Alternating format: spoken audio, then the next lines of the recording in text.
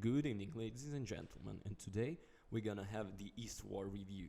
So this is the RPG, and all the RPGs are pretty much in my breath and my butter, and my boy do I love it when a new title happens to be a sandwich made with all of my favorite fillings. It's even more delightful when that shiny new RPG has a fresh story and an interesting combo of tasks and weapons.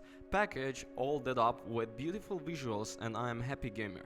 I've been following Eastward for several years now, and I was instantly intrigued by the awesome looking pixel art visuals and quirky cast of characters. After a few delays, I was super excited to finally get my mitts on the game, with the hope that the adventures was as awesome as the visuals. Eastward is set in post-apocalyptic future where humanity has retreated underground to escape from the miasma. The world above is hell, supposedly, and the underground is humanity's only salvation. Eastward focuses on an unlikely duo of characters, in John, an ever silent digger, and Sam, a mysterious guild who was found by John in a Death Stranding Ezekiel yellow bubble. Sam gets into a spot of trouble when she tries to head to the Forbidden Surface to provide to some mean kids who don't believe her that it's safe. John has also to save her by three spanning. They are both forced to set out on a journey into the unknown in order to atone for their sins. The first thing that strikes you about Eastward is the amazing opening cutscene. It's a beautiful animated and gives you a window into your story about to experience. The pixel art visuals of the main game are nothing to sniff at either. It's some of the most detailed I haven't seen in a long time, and all of the environments, buildings and characters are unique and full of personality. The world gave me big Nausicaa of the Valley of the Wind vibes. Albeit in a modern settings, I was struck by the beauty of this game throughout my playthrough, from its bright and vibrant landscapes to the deeper, darker underbelly and life forgotten below the surface.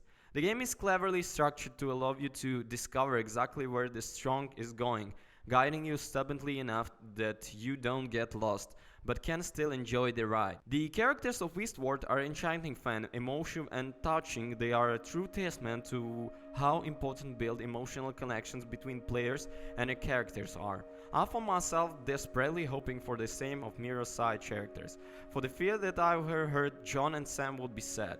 John, despite being entirely mute, is a kind and lovable person who makes the best of every situation.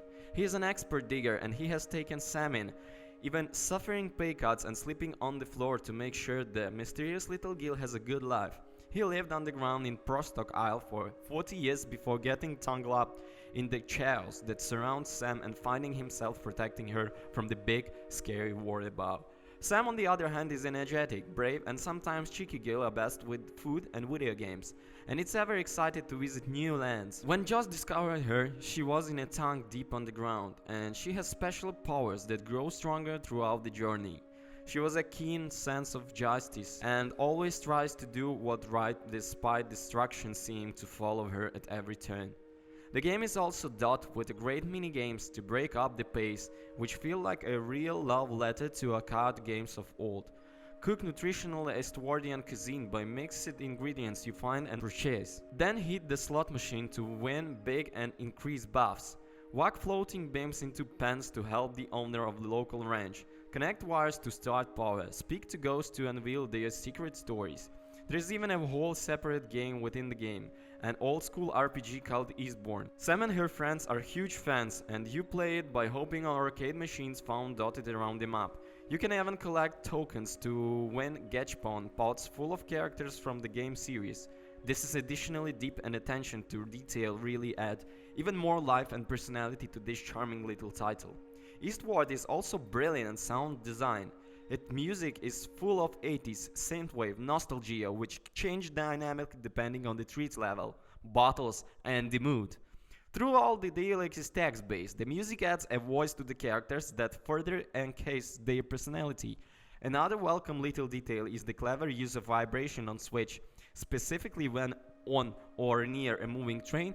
The rumble pulse to reflect the track, which once again is a strong reminder that every little detail in this game was truthful and made with care. In conclusion, Eastward is a beautiful and unique experience that truly feels like a passion project.